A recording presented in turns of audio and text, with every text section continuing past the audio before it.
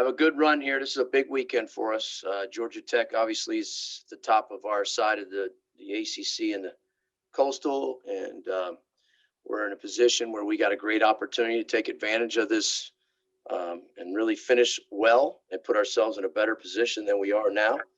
Of course, coming off a weekend where we won all 3 games out of conference. It was good to win all 3 games, though, and swung the bats pretty well. Some of the guys threw well, some didn't. We need some more consistency there.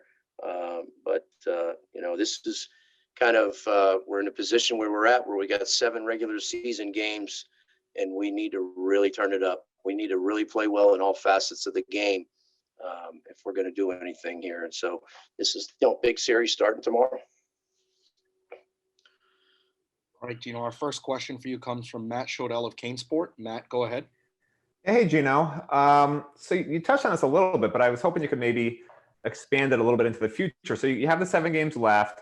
I guess most projections right now are saying, a 3 seed at regionals, and obviously this is all guesswork. But, in your experience going through all this, if you guys can finish strong and play pretty well at the ACC tournament, like what's sort of a realistic goal in your mind for how you guys can enter and want to enter the postseason with just these 7 regular season games left?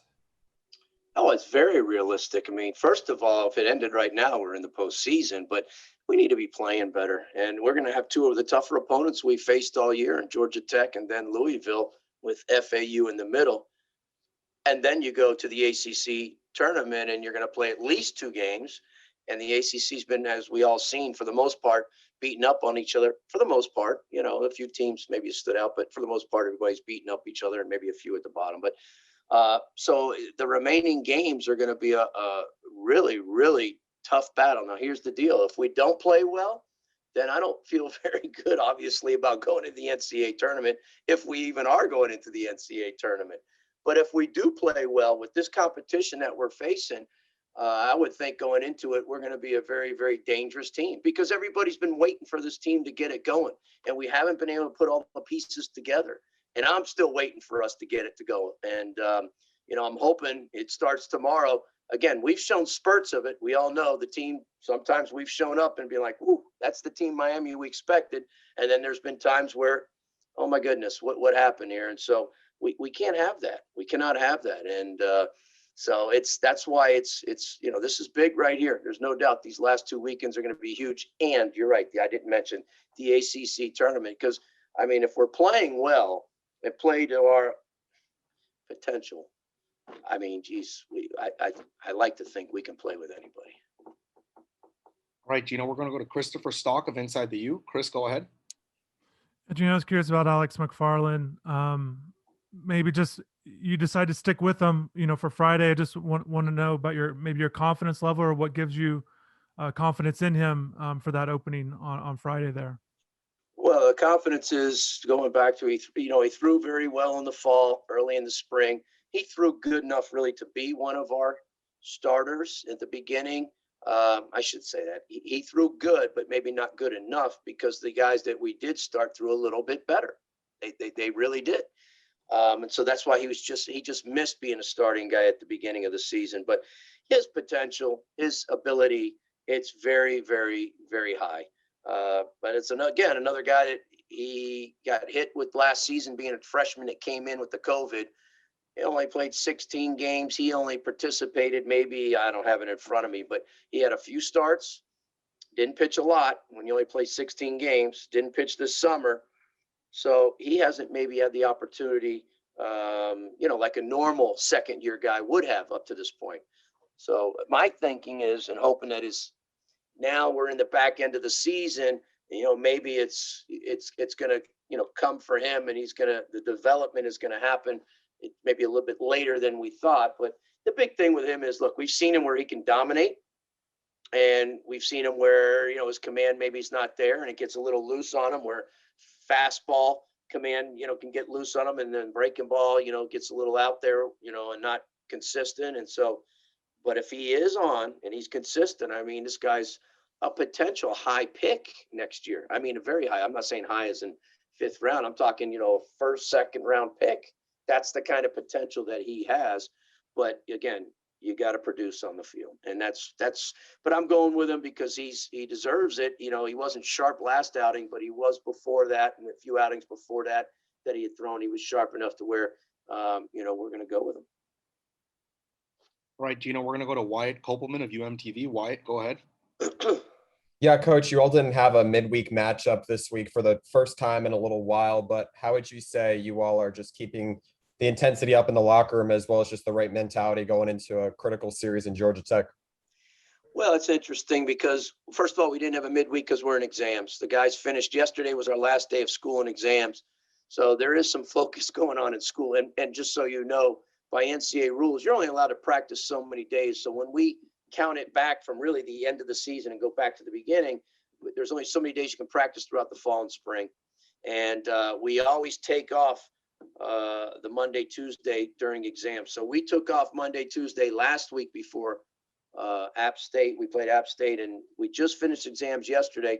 So we took off Monday, Tuesday again this week. So yesterday we had a practice. It was a very good practice. Got a lot done. Today we came out early in practice because of a couple things. Guys are graduating today and we have weather coming in. So, the practices I thought were good. Got to be careful with guys because it's getting hot, a little bit warmer, that we don't burn them out. But you have that fine line. We need to get better and we need to work hard and we need to work on things. So I think it was a productive practice, but not a long practice today. The locker room is an interesting concept because we don't have one locker room. We have multiple locker rooms because of COVID. So that's something I wish I could say. We have one locker room and the team's together all the time, but we're not.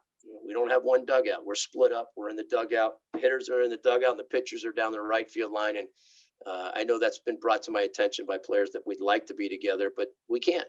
Not allowed to do it. And it cannot be an excuse because other teams, some, not all, some other teams are in the same boat as us. Although I see most teams are together, but there's still a few that are separated like us. All right, Gino, we have a few more. We're going to go to Susan Miller-Degnan of the Miami Herald. Susan, go ahead.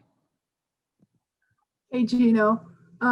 Ben Wenger, what is his specific situation now? When do you think he could pitch next? He's available now, Friday, for the first game. He is. And how do you feel about, how he's doing? And I guess he's been away a while, so he'll have to kind of get into it slowly, or? Yeah. I mean, he'll be limited to when he comes in. You can't just bring him in and throw him to a bunch of pitches and whatnot. So he'll be watched over in terms of pitch count and where he's at. And, he's come along good in terms of the surgery and the process. He's come back actually very quickly. But we haven't. We've kept him on the timetable. If it was up to him, he would have been back a few weeks ago. But we stayed with the doctor's advice on where he was at, where he should be, even though, again, he felt really good. He threw to live to hitters last weekend. He threw a bullpen on Wednesday. If you were to ask him, he's probably 100% in his mind.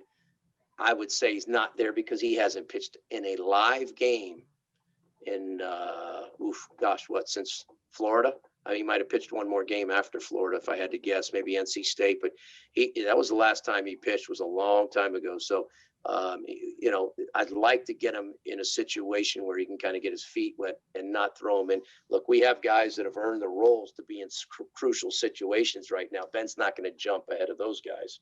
Those guys deserve to be in those positions. So Ben's opportunity, wherever it may be, try to get him in where he can get his feet wet.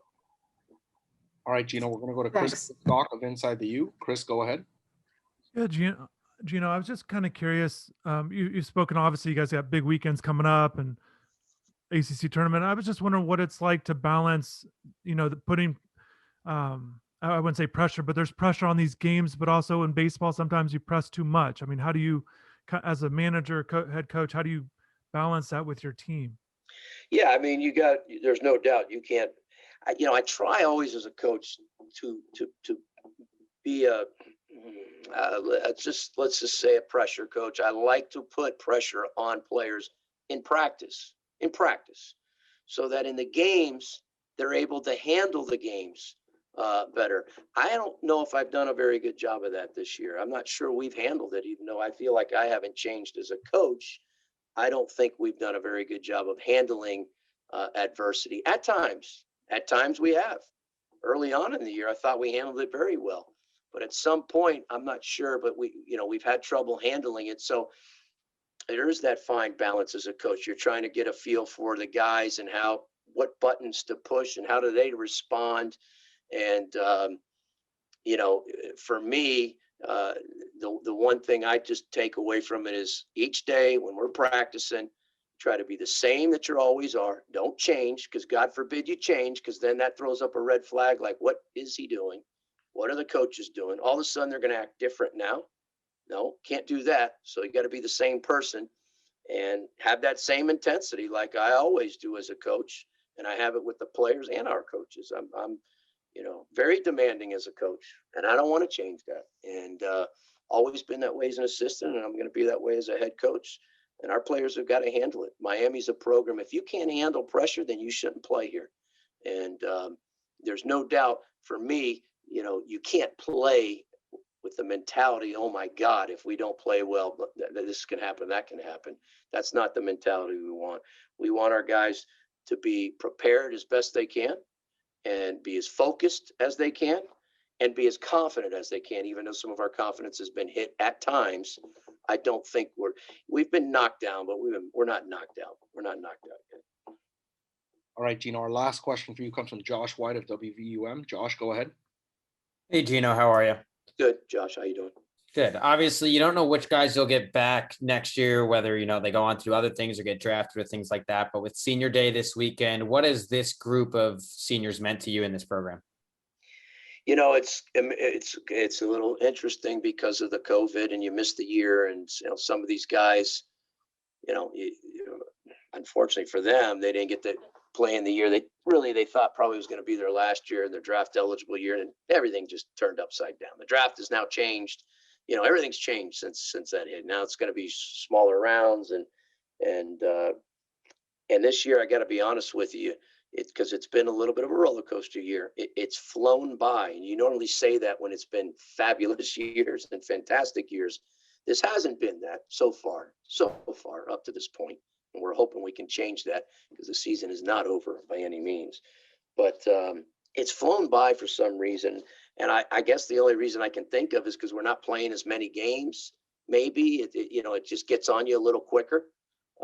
That we're here the second to the last weekend, and it's going to really fly by now because you're right there. I mean, the ACC tournament's right around the corner, and so is the regional. So with these guys, I guess I'm saying is, with always, it flies by so fast. These guys come and they go. You turn your head and like, oh my gosh, he was just a freshman here. Now he's getting ready to go. But it's certainly a class that I appreciate. It's guys that I certainly am happy that they came back. And to be honest with you, some of them haven't had the years that they've wanted to up to this point. And boy, it sure would be a great story if they can finish off. Really, a lot of them, I felt like came back too. They wanted, because these guys could have signed as free agents if they wanted to. But they got still a really special chance. This team's got enough talent. They got a special chance if we can get this thing put together to really have a memorable finish to their careers, the veteran guys. So, a lot of them are graduating. Which is unusual because normally you don't keep guys around for 4 years. They sign after their junior year. So again, that's COVID. And so we have a number of guys graduating. Like I said, graduations today and tomorrow. But a number of the guys are graduating, and guys have the majority of them have been really a lot of fun to coach. Been great students, been great guys on and off the field.